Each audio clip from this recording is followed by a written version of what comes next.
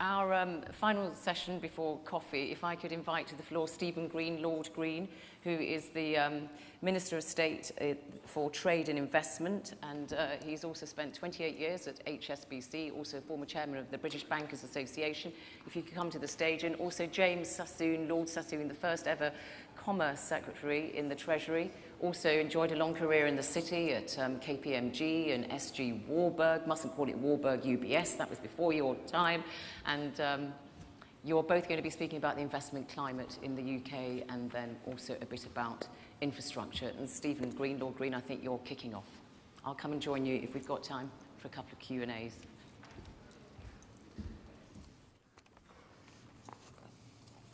Well, ladies and gentlemen, dear friends, very great privilege to be able to welcome you to this beautiful building, decked out in a wonderful way, which combines a sense of British tradition. This is a very fine building from the 1820s, decked out with some extraordinary leading-edge 21st century creativity, like, for example, the tapestry hanging right behind us. And we wanted to convey this depth of the British creative spirit of enterprise, that it goes back a long way, but it's also leading edge for the 21st century. And I do hope you take the time during the course of the day to look around the building and savour some of this wonderful creativity. Now, for all of us, the last few years, of course, have been a time of great challenge. The Beijing Games, which I had the great honour of attending the opening night of almost exactly 4 years ago, hadn't long finished when we plunged into the crisis from which the world is still learning the lessons, seeking to recover and find a new direction.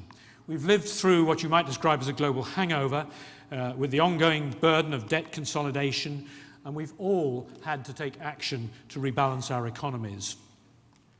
In the UK, that has meant turning our focus to trade and investment as the main drivers of growth. We learnt that the old economic model of consumption fueled by debt being the principal driver of demand is not sustainable. We learnt too, of course, that driving demand via government spending, also of course fueled by debt, is not sustainable. And the economics textbooks tell you that if you're not going to drive demand through either of those two means, there are only two other ways of doing it: trade and investment.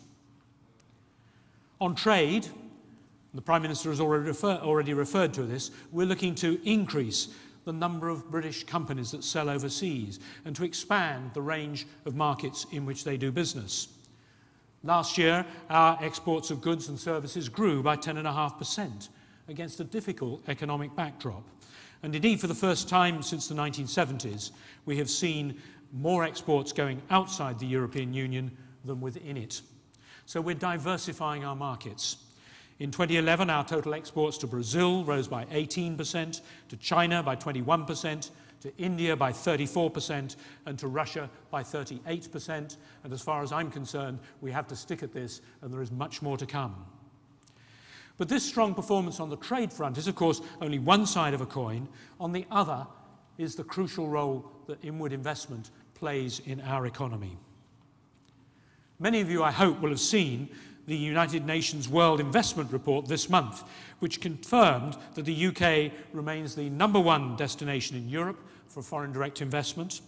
Flows were up 7% last year, and the level of our investment stock is second only to that of the United States.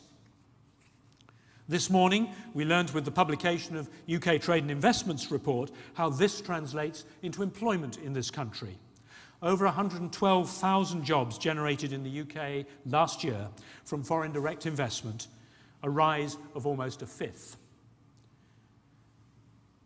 The US remains the top source of inward investment projects into the UK, but China and India, two of the great emerging powers, are now ranked alongside Italy and Japan in the top 5. The pattern of interest in this country is also diversifying. In total, foreign-owned companies in the UK now account for over a third of UK turnover. And this is, by the way, a much greater percentage than in most of our obvious developed country competitors.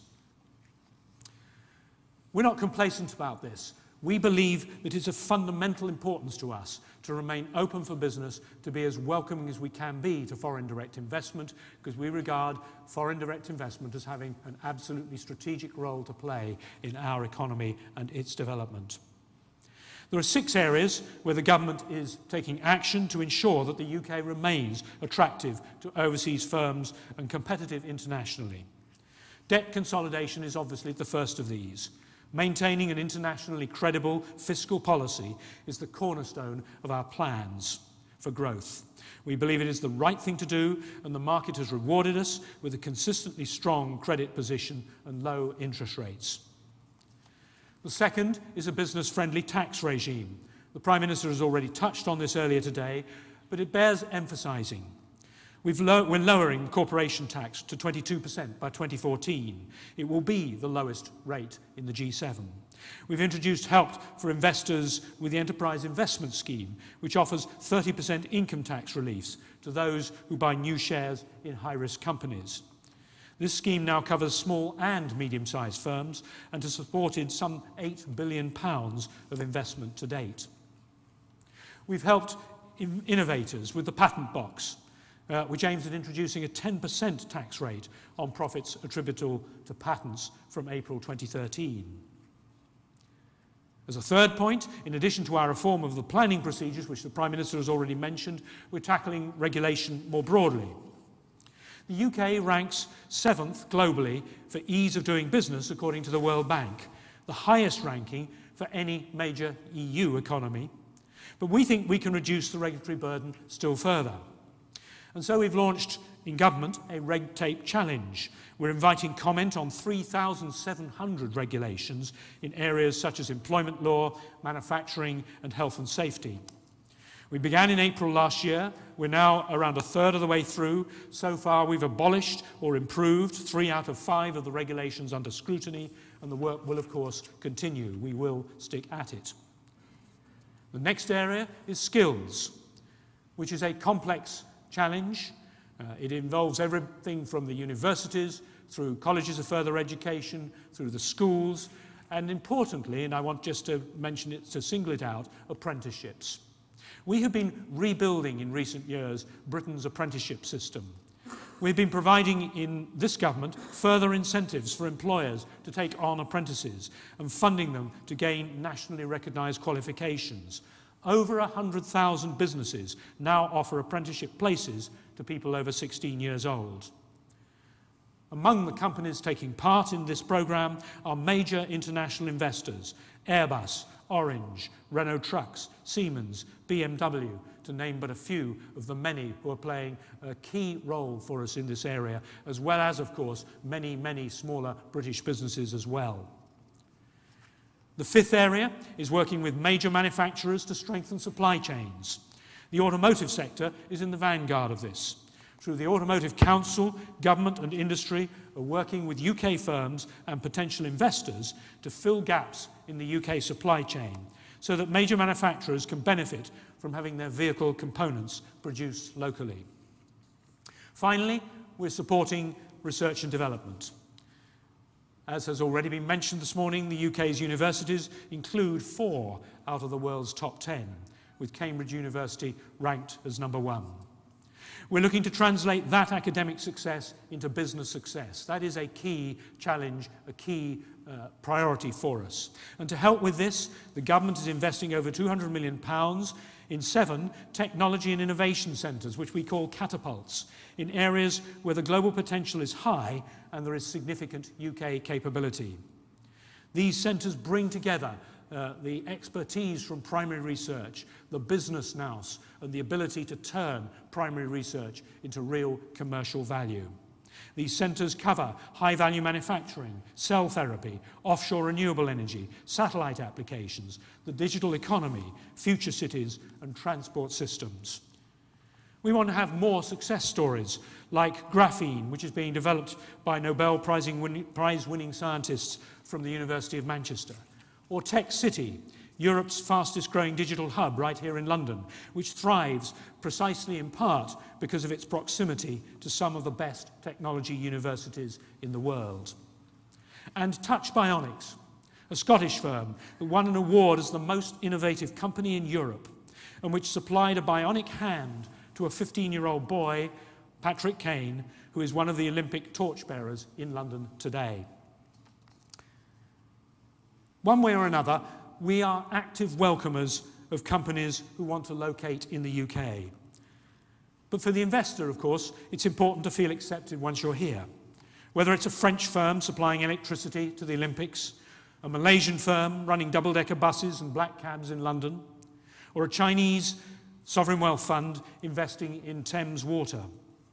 I could go on with the examples of the breadth of the kinds of investment that have been brought in by our friends from overseas. As a nation, the UK welcomes such investment in a way that I don't believe you will see in any other major developed economy. For manufacturers, the UK, and indeed for services, the UK is a great base for Europe too, a market of 500 million people from which they can expand their global footprint. This week, in the Science Museum, we launched an exhibition called Make It in Great Britain to showcase the UK's manufacturing capabilities. Companies like McLaren, Jaguar Land Rover, GKN, and many other well-known manufacturing names from Britain are taking part. And there are shipbuilders, optical lens firms, green energy companies, ICT businesses, all represented there. This underlines the point that the UK is one of the world's largest manufacturers and one of the world's top exporters. We have a global location that allows business to be done at the best possible time zone. We have a robust and independent legal system. We have world-class professional support services. We have strong independent regulators. We are, as the Prime Minister has mentioned, home to the universal language of business. And we have a multicultural, multilingual population, both here in London and more broadly through the country, which makes recruiting the workforce you need for a global business all the easier. Above all, we have a long-standing culture of openness. This is a country which for many, many decades has been welcoming to people coming from all corners of the world, bringing business from all corners of the world. We have, of course, plenty of challenges.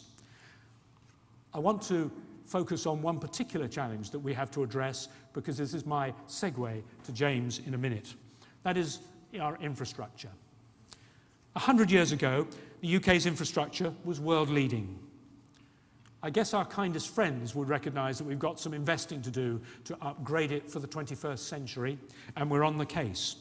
We know we need to invest in such key areas as transport, energy, water, broadband. This will involve major programmes over the next 10 years, and foreign direct investment is, in our view, going to play a key role and is extremely welcome as we seek to achieve those objectives. But in order to talk in more detail about this particular very important challenge for us as we equip ourselves for global success in the 21st century, I want to hand over to James, my colleague from the Treasury, to talk more about our infrastructure programmes. Thank you very much.